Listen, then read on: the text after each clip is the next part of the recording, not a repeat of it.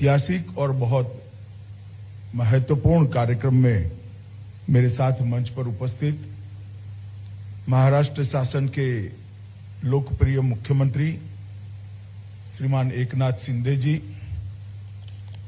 महाराष्ट्र शासन के उप मुख्यमंत्री श्री देवेंद्र फडणवीस जी, श्रीमान चंद्रकांत दादा पाटिल जी, महाराष्ट्र के मंत्री महोदय श्री मंगल प्रताप लोढ़ा जी,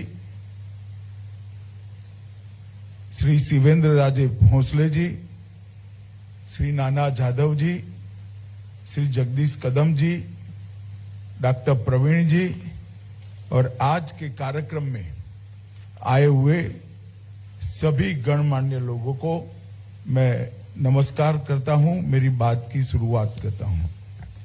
मित्रों, आज पूरे देश के और विश्व भर में शिवाजी के जीवन से संदेश लेकर प्रेरणा लेने वाले सभी शिव भक्तों के लिए बहुत महत्वपूर्ण दिन है, बहुत ऐतिहासिक दिन है, क्योंकि आज शिव जयंती भी है और आज यहां पर बाबा साहेब पुरंदरे का स्वप्न को जमीन पर उतरता हुआ देखने का भी दिन है, जिससे कई सालों तक महाराज छत्रपति शिवाजी महाराज के यशोगान को यह भूमि करती रही। और मेरे लिए, मेरे जैसे व्यक्ति के लिए ये सौभाग्य का पल है कि ये ट्रस्ट ने इस महत्वपूर्ण काम के लिए मुझे जुड़ने का मौका दिया और मेरे लिए ये बहुत सौभाग्य की बात है। मित्रों, आज ये कार्यक्रम के लिए इससे अच्छा दिन कोई हो नहीं सकता था। शिव सृष्टि के प्रथम चरण का लोकार्पण कल से सारे लोग इसको देखेंगे और लोकार्पण के लिए शिव जयंती से बड़ा कोई दिन हो नहीं सकता था। आज इस कार्यक्रम की शुरुआत में मैं छत्रपति शिवाजी महाराज को कोटि कोटि प्रणाम कर कर उनके देश के लिए, धर्म के लिए, स्वराज के लिए, स्वभाषा के लिए उनका जो योगदान है उसको भी मैं प्रणाम कर कर, वंदन कर कर मेरी बात की शुरुआत करना चाहता हूं। आज मैं बाबा साहब को भी प्रणाम करना चाहता हूं, क्योंकि मुझे मालूम है बाबा साहब के 100 साल के जीवन में शिवराय के यशोगान के लिए उन्होंने जो पूरा जीवन समर्पित किया, अगर एक व्यक्ति इसी प्रकार से शिवराय के जीवन को समर्पित न होता तो आज शिवाजी महाराज को जानने वालों की संख्या बहुत कम होती।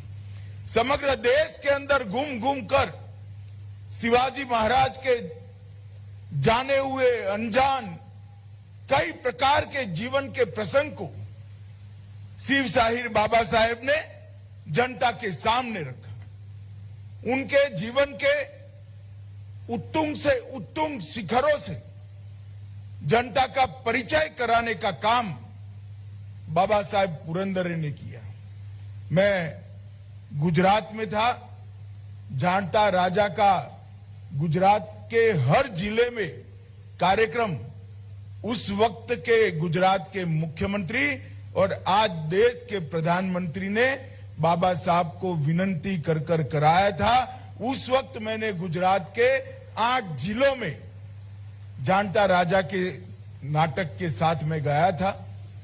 उस वक्त युवा जिस प्रकार से शिवाजी महाराज की जय के नारे लगाते थे, कार्यक्रम शुरू होने के पहले और कार्यक्रम समाप्त होने के बाद वो दोनों की तीव्रता में 3 से 4 गुना अंतर होता था। आते थे तो एक नाट्य रूपांतर देखने के लिए और जाते थे शिवाजी महाराज के अनन्य भक्त बनकर। ये इतना बड़ा कार्यक्रम पूरे देश भर के जिले जिले में लेकर वो घूमे, और आज बाबा साहेब है नहीं, परंतु उनका स्वप्न साकार होने जा रहा है। मैं ट्रस्ट के सभी ट्रस्टियों का मनपूर्वक अभिनंदन करना चाहता हूं कि आपने इस काम को आगे बढ़ाने का फैसला लिया है। और एकनाथ जी ने कहा काम रुकेगा नहीं। एकनाथ जी, मैं और आप क्या होते हैं? ये ईश्वरीय काम है। शिवराय की प्रतिष्ठा ही ऐसी है कि ये काम कभी रुकने वाला नहीं, ये काम आगे ही बढ़ने वाला है, और एक काम ये ईश्वरीय काम। मित्रों, आज मैं यहां पर आया हूं तब हिंदी कवि मैथिली शरण गुप्त ने श्री रामचरित्र के बारे में एक बात कही थी। मैं आज शिव छत्रपति के बारे में इसको जोड़कर कहना चाहता हूं। उन्होंने कहा, राम तेरा चरित स्वयं ही काव्य है, कोई कवि बन जाए ये तो सहज संभाव्य है। राम का चरित्र ही अपने आप में काव्य है, कोई भी व्यक्ति कवि बन ही सकता है चरित्र को पढ़कर। शिवराय का जीवन ही एक ऐसा संदेश है जो आज भी कश्मीर से कन्याकुमारी और द्वारका से कलकत्ते तक, गंगा सागर तक सभी लोगों को प्रेरणा देता है, सभी लोगों को प्रेरित करता है। और ये शिवाजी महाराज का जीवन चरित्र बाबा साहेब पुरंदरे से शिव साहिर बाबा साहेब पुरंदरे का नाम में जो परिवर्तित हुआ, इसमें बाबा साहेब पुरंदरे का बहुत बड़ा योगदान है। शिव स्तुति करना अलग बात है। शिवाजी महाराज के जीवन को, उनके कर्तृत्व को अनेक जगहों पे बिखरे हुए इनके जीवन के 50 साल एकत्रित करना, अधिकृत दस्तावेजों का संकलन करना, दुनिया भर से, मैं बहुत सोच समझकर शब्द प्रयोग करता हूं, दुनिया भर से भिक्षा मांगकर दस्तावेजों को एकत्रित करना और एक शिव चरित्र का इतिहास नई पीढ़ी के लिए तैयार करना, वो बाबा साहेब ने इस देश पर बहुत बड़ा उपकार किया है। मित्रों, आज मैं एक ऐसे व्यक्ति ने क्या ऐसा उत्तुंग कार्य, इसका लोकार्पण में मैं हिस्सेदार हुआ हूं, इसका भी मुझे बहुत आनंद भी है और मैं गर्व भी महसूस करता हूं। बाबा साहब ने अपने जीवन में गोवा मुक्ति संग्राम, दादरा नगर हवेली मुक्ति संग्राम, दीव दमन मुक्ति संग्राम, इस सब में जुड़कर एक यशस्वी योगदान दिया। एक देशभक्त के नाते इनका एक कर्तृत्व था, मगर बाबा साहब पुरंदर के जीवन के सारे काम एक और छत्रपति शिवाजी महाराज का यशोगान एक और, ये काम बहुत भारी किया, इसका पलड़ा बहुत भारी है। मित्रों, आज यहाँ पर 4 चरण में से पहला चरण समाप्त हुआ है। 438 करोड़ का ये प्रोजेक्ट बनाया है, बड़े साहस के साथ बनाया है, मगर मुझे पूरा विश्वास है कि प्रोजेक्ट निश्चित रूप में तय किए हुए टाइम टेबल में ही समाप्त होगा, इसका मुझे पूरा भरोसा। प्रथम चरण में देख कर आया हूं। पहले चरण में 60 करोड़ की लागत से शिवाजी महाराज के जीवन के अनेक घटनाओं को संजोने का प्रयास किया है। 3D मॉडल में शिवकालीन दुर्गों का सफर, शिव राज्याभिषेक का प्रसंग और महाराज शिवाजी महाराज का आगरा और मुगलों की चुंगल से निकलना, एक कई प्रसंगों को एक साथ यहां पर संजो कर रखा है।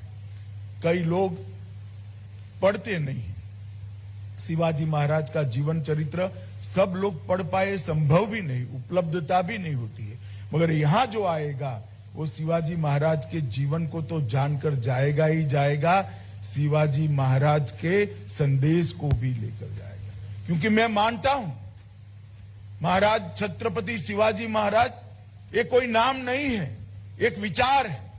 ये विचार है स्वधर्म के लिए जीने का, ये विचार है स्वभाषा के लिए जीने का, ये विचार है स्वराज के लिए हमेशा जान को बलिदान करने की तत्परता दिखाने का। ये विचार को यहां से युवा पीढ़ी प्राप्त कर कर जाएगी, इसका मुझे भरोसा है। 1967 में अप्रैल माह से सातारा की राजमाता सुमित्रा राजे भोंसले श्रीमंत छत्रपति प्रताप सिंह महाराज के मार्गदर्शन में बाबा साहेब पुरंदरे द्वारा सातारा में प्रतिष्ठान की स्थापना की गई और तब से पूरे देश भर में बाबा साहेब ने 12,000 से ज्यादा शिव व्याख्यान किए, 1200 से ज्यादा जानता राजा महानाट्य के प्रयोग किए और उसमें से जो कुछ मिला ये यहाँ पर लगाकर ये पूरे भारत को संदेश देने की एक बहुत बड़ी जगह बनाई है।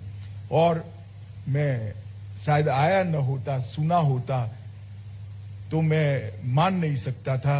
अंबे गांव में निर्माणाधीन शिव सृष्टि एशिया खंड का निश्चित रूप से सर्वाधिक भव्य ऐतिहासिक थीम पार्क बनने वाला है और वो होना भी चाहिए, क्योंकि ऐसे व्यक्तिमत्व के लिए है जिसको ये सम्मान मिलना चाहिए।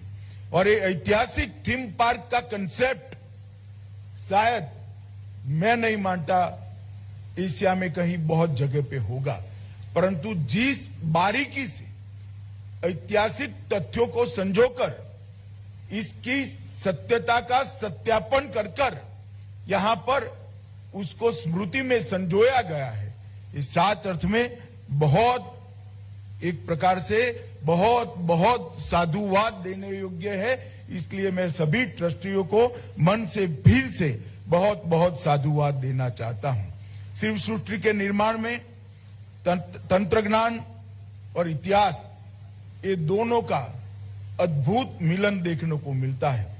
Holography, project mapping, miniatures, motion simulation, 3D और 4D टेक्निक और लाइट एंड साउंड टेक्निक, ये सभी का अद्भुत सम्मिश्रण कर कर इतिहास को जीवित करने का ये प्रयास है। ये प्रयास निश्चित रूप से शिवाजी महाराज के जीवन के संदेश को आज की युवा पीढ़ी तक पहुंचाएगा। न केवल महाराष्ट्र, देश भर के यात्रियों के लिए, देश भर के शिव भक्तों के लिए और दुनिया भर के इतिहास विद्यों के लिए ये स्थान बहुत महत्वपूर्ण स्थान बनने वाला है। मित्रों, आज शिवाजी महाराज की जयंती है। मैं शिवाजी महाराज के लिए बोलना और इतने कम समय में बोलना वो संभव है, मगर शिवाजी महाराज का हमारे देश के इतिहास में एक बहुत बड़ा योगदान।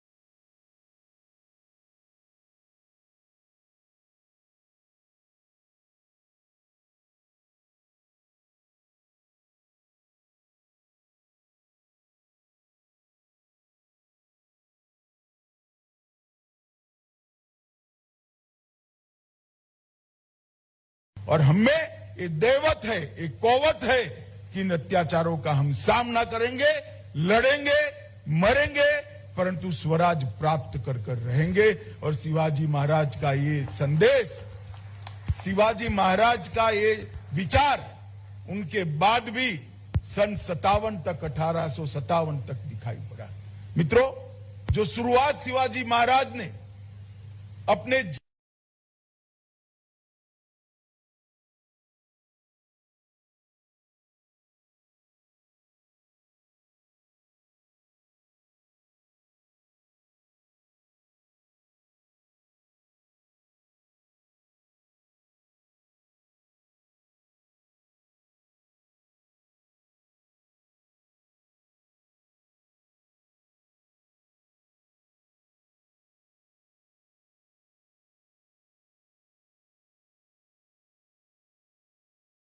स्वराज को स्थापित कर कर उन्होंने पूरे उस कालखंड की दुनिया में एक संदेश भेजा था कि हिंदुस्तान पर इस प्रकार से कोई अत्याचार नहीं कर सकता, हिंदुस्तान की जनता को आप अपमानित नहीं कर सकते। और हमें ये देवत है, एक कौवत है कि इन अत्याचारों का हम सामना करेंगे, लड़ेंगे, मरेंगे, परंतु स्वराज प्राप्त कर कर रहेंगे। और सिवाय कोष के विचार उनके बाद भी सन 57 तक, 1857 तक दिखाई पड़ा। मित्रों, जो शुरुआत शिवाजी महाराज ने अपने जीवन में स्वराज की छोटी सी लड़ाई से शुरू की, 50 साल की आयु में एक बहुत बड़ा साम्राज्य बनाने का प्रयास किया, राज्याभिषेक भी हुआ, छत्रपति भी बने, हिंदवी स्वराज की स्थापना भी हुई, परंतु इसका परिणाम आने वाले सालों में क्या है? 1680 के बाद क्या हुआ? 1680 के बाद शिवाजी के विचार की यात्रा रुकी नहीं। 1680 के बाद भी शिवाजी महाराज की यात्रा को आगे बढ़ाते गए। उनके बाद छत्रपति संभाजी महाराज, छत्रपति राजाराम, महारानी ताराबाई, छत्रपति साहू पहले, छत्रपति रामराज, ये परंपरा आगे बढ़ी और पेशवाओं ने भी इस परंपरा को 1713 से लेकर 1818 तक पहुंचाया।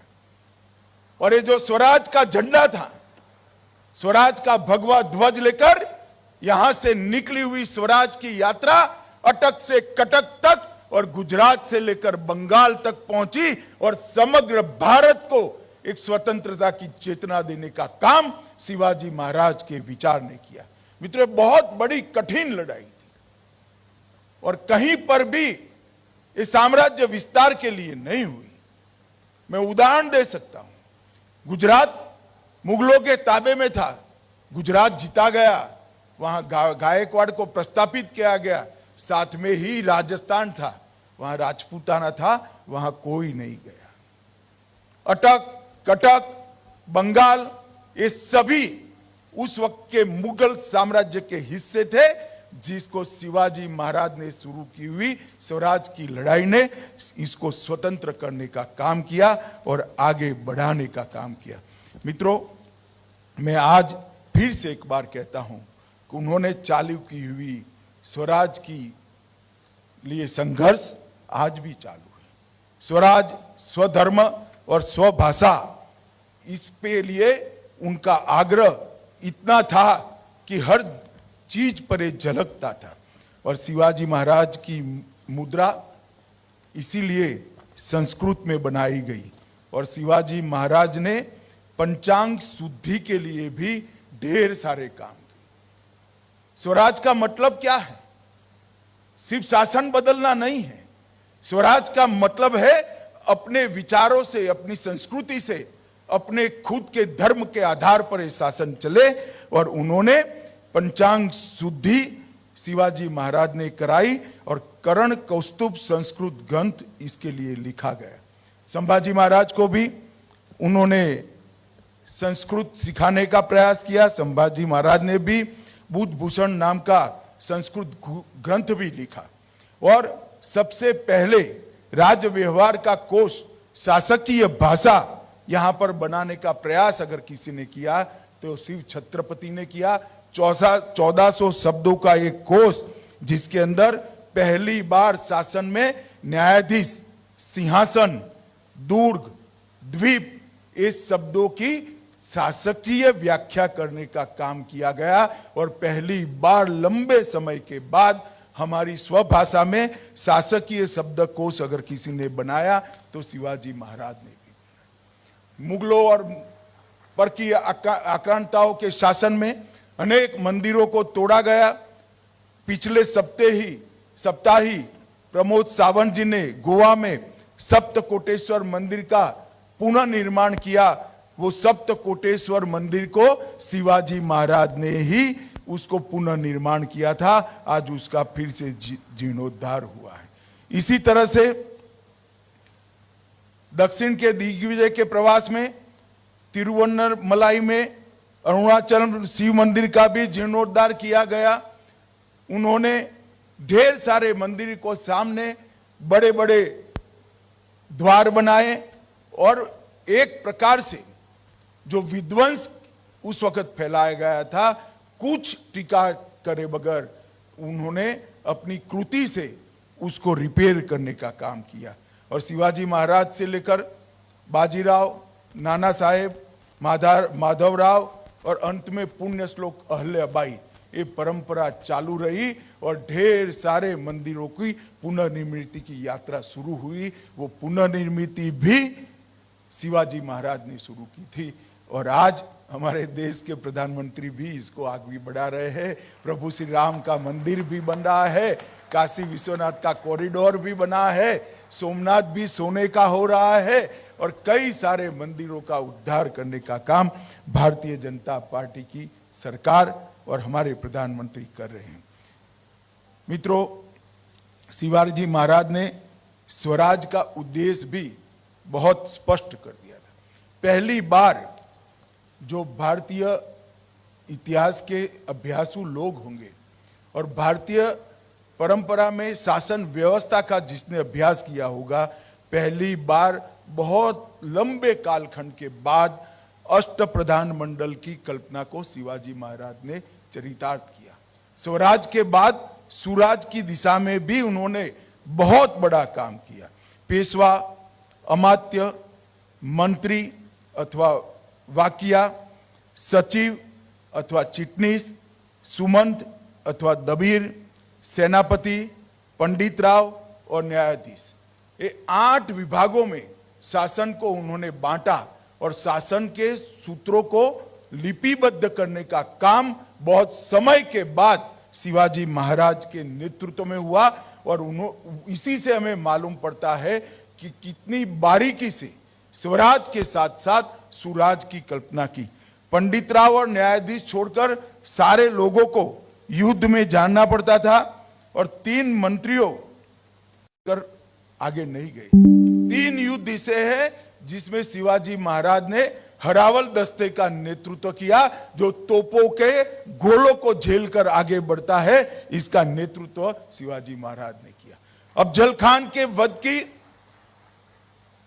कहानी जो कोई भी समझेगा, सुनेगा और उसका विश्लेषण करेगा, उसको मालूम पड़ेगा 1 कोटि सिंह जैसा कलेजा शिवाजी महाराज के दिल में था। इतना अद्भुत साहस किसी भी राजा में नहीं हो सकता। शाहिस्ता खान की घटना भी, पूरी मुगल फौज पड़ी हो और लाल महल से उसको भगाने की बात हो, बाजी प्रभु देश पांडे वाला वो महान एस्केप, इसको भी हम आदिल शाह ने सिद्दी जौहर को जब भेजा, उसका अध्ययन करते हैं तो ये तो सफलता मिल गई। न मिलती तो स्वराज के लिए अपना जान का बलिदान ही देना था। शायद ही किसी स्वराज के योद्धा ने इतने फ्रंट फुट पर जाकर स्वराज की लड़ाई लड़ी होगी। और जब आगरा में स्वयं गए, लगता था कि अभी महाराष्ट्र को थोड़ी शांति चाहिए, युद्ध नहीं चाहिए। और आगरा गए, जब आगरा के दरबार में औरंगजेब ने उनका अपमान किया, गए थे वो शांति प्रस्थापित करने के लिए, सोच समझ कर गए थे, परंतु जब अपमान करा तब ये व्यक्ति ने सोचा ये मेरा अपमान नहीं हो रहा है, हिंदवी स्वराज का जो हम स्थापना कर रहे हैं इसका अपमान हो रहा है, वो रूट कर वहां से बाहर आए, जेल में भी गए और औरंगजेब के दुर्दांत शासन की आंख में धूल झोंककर सफलतापूर्वक वो और संभाजी राजे दोनों बाहर निकला। मित्रों, एक जीवन में इतने सारे ऐसे प्रसंग जो शायद कोई दूर से पढ़े तो फिल्मी लगे, सच न लगे, ऐसे प्रसंगों को जीने वाला ये जीवन था।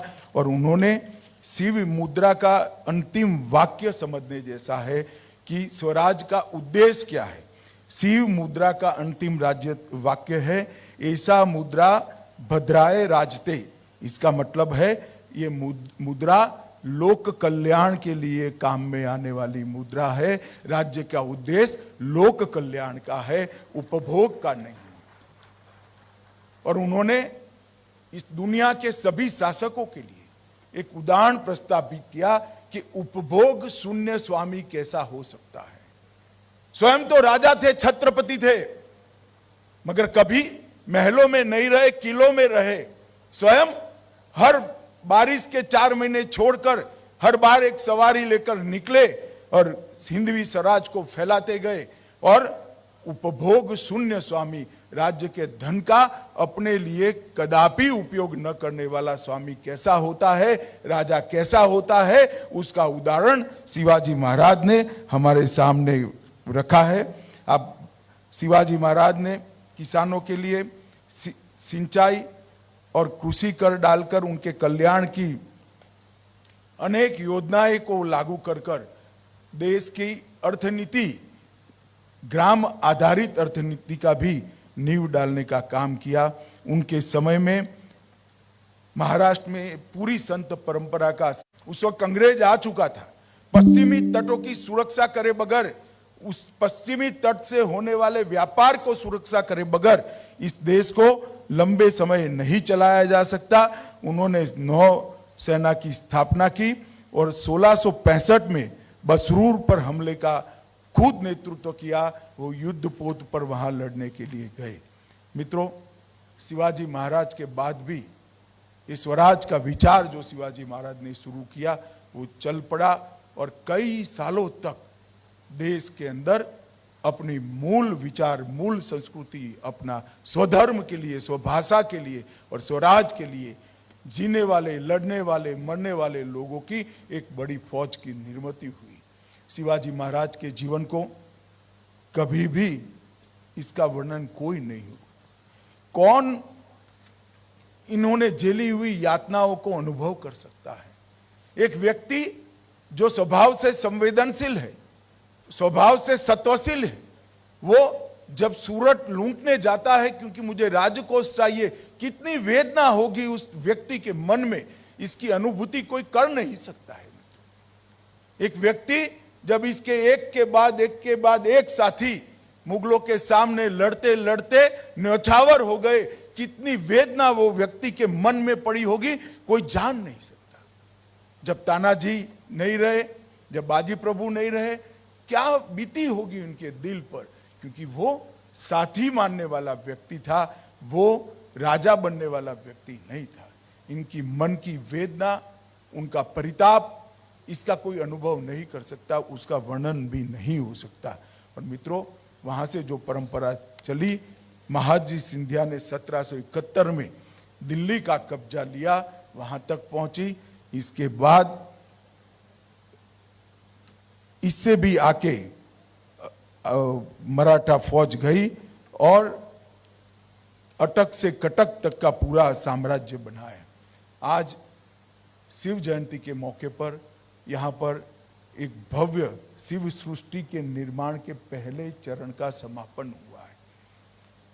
4 चरण जब समाप्त हो जाएंगे, ये शिव सृष्टि शिवराय की गाथा को बड़े गौरव के साथ समग्र विश्व के सामने रखेगी।